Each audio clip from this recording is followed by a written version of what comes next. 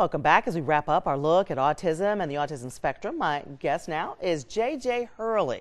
JJ, the Autism Response Team Coordinator for Autism Speaks. Why, she's all in blue. And that means you are actually the point person for people who have questions about autism. Tell me, you started volunteering, JJ. Yes, I started out, my son was diagnosed about 11 years ago at age 2 here in Atlanta. And my husband and I didn't know anyone and didn't know any families. And so we showed up at the Autism Speaks walk and was amazed to see how many resources and families were affected. And so I started out as a volunteer, and then I've now been with the Autism Response Team about 7.5 years now. What are some of the questions you hear from parents?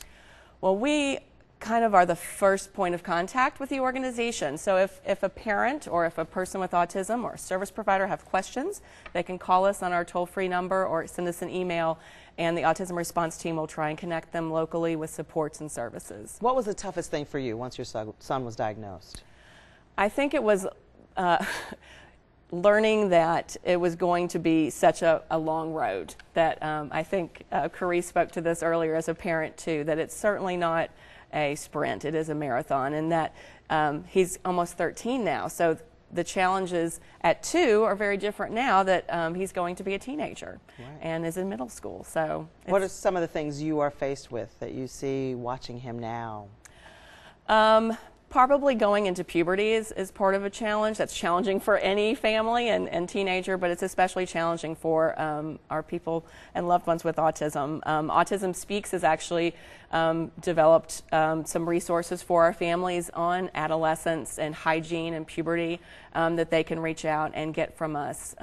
We have a lot of toolkits and resources to offer. I heard about one, the 100-day kit. What's that? Yes, so that's probably the one that we send out the most often, and it is designed to help parents navigate those first few months after receiving their child's diagnosis. And we have a toolkit for younger age children and then one for school age children, because sometimes children are not diagnosed until later on in their elementary school years.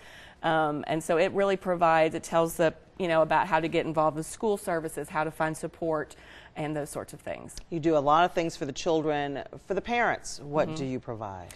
We answer questions that they may have about learning their rights in the school system.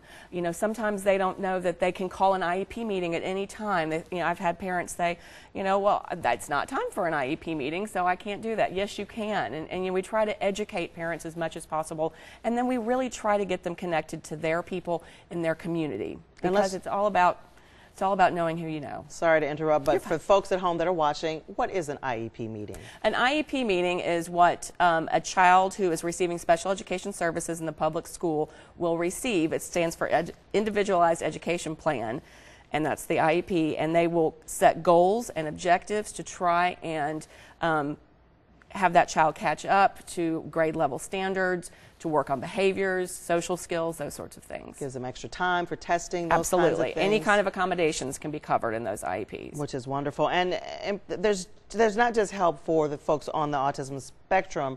You have all kinds of workshops, all kinds of things for the community as well. Absolutely. And one of the things that I think is great that we've really seen grow in the past few years are so many adults who will contact us and say, I'm 53 and my child was just diagnosed with autism, and I'm realizing now that I've had these same social deficits and impairments in communication.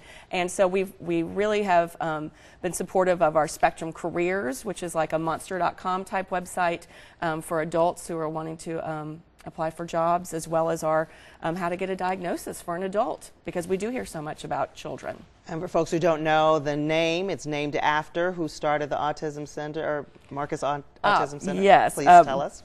Bob and Suzanne Wright, as well as their good friend Bernie Marcus here in Atlanta. It was so awesome. And Autism Speaks, doing so much in the community. Yes, ma'am. All right. Thank you so much for all of your work that you do for all of us here. And thank you for joining us for this edition of Public Affairs on Peach. Be sure to like Public Affairs on Peach on Facebook. There we post our upcoming episodes and ask for all of your feedback.